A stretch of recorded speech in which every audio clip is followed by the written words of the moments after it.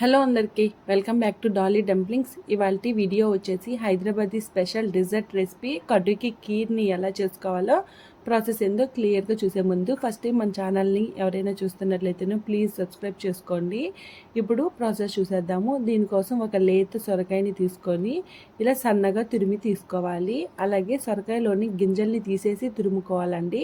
ఇప్పుడు పక్కకు ఉంచేసి స్టవ్ ఆన్ చేసుకొని కడాయి పెట్టుకొని 2 టేబుల్ స్పూన్ల వరకు నెయ్యి వేసుకోవాలి.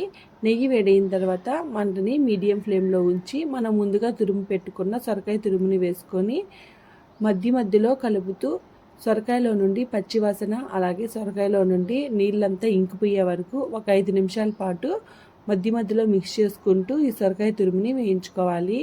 అలాగే ఇక్కడ నేను వీడియో క్లిప్లో చూపించే విధంగా సొరకాయ తురుము పొడిగా అయ్యే వరకు వేయించుకోవాలండి. ఇలా వేగిన తర్వాత ఇప్పుడు ఇందులో 1 గంట సేపు వరకు 1 కప్పు సగ్గుబియ్యాన్ని నానబెట్టుకొని వాటర్ ఏమీ లేకుండా ఈ సగ్గుబియ్యాన్ని వేసుకోవాలి. ఇప్పుడు సగ్గుబియ్యాన్ని సొరకాయ తురుముని రెండింటిని బాగా మిక్స్ చేసుకొని 1 నిమిషం పాటు వేయించుకొని మంటని లో ఫ్లేమ్లో ఉంచి మూత పెట్టుకొని ఒక 5 నిమిషాల పాటు ఉడికించుకోవాలి. 5 నిమిషాల తర్వాత మూత తీసి ఒకసారి బాగా మిక్స్ చేసుకొని సగ్గుబియ్యం సొరకాయ తురుము ఉడికిందో లేదో చెక్ చేసుకోవాలి. చూడండి 5 నిమిషాలకి సగ్గుబియ్యం ఉడికిపోయింది. ఇప్పుడు ఇందులో 1 లీటరు చిక్కని పాలను పోసుకొని మంటని లో ఫ్లేమ్లో పెట్టి ఒక 15 నిమిషాల పాటు మధ్యలో మిక్స్ చేసుకుంటూ ఉడికించుకోవాలి.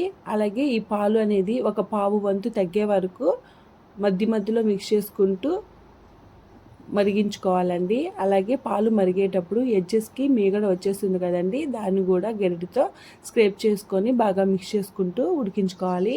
చూడండి ఇక్కడ కడ్డుకి కీర్ కన్సిస్టెన్సీ అనేది రెడీ అయిపోయింది. ఇప్పుడు ఇందులో ఒక పావు కప్పు షుగర్ని వేసుకోవాలి. అలాగే పావు కప్పు కండెన్సర్ మిల్క్ని కూడా వేసుకోవాలి. మీ దగ్గర కండెన్సర్ మిల్క్ లేనట్లయితేను అరకప్పు వరకు షుగర్ని వేసుకోవచ్చండి. కానీ మీరు కండెన్సర్ మిల్క్ని యూజ్ చేసినట్లయితేను టేస్ట్ అలాగే స్ట్రక్చర్ చాలా బాగుంటుంది.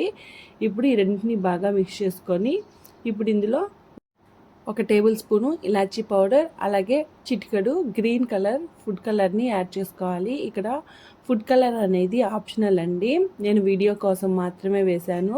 ఇప్పుడు ఈ రెండింటిని బాగా మిక్స్ చేసుకోవాలి. చూడండి ఇక్కడ కడ్డుకి కీర్ కన్సిస్టెన్సీ అనేది రెడీ అయిపోయింది. ఇప్పుడు ఇందులో సన్నగా తురిమి పెట్టుకున్న 1 కప్పు వరకు డ్రై ఫ్రూట్స్ని వేసుకోవాలి.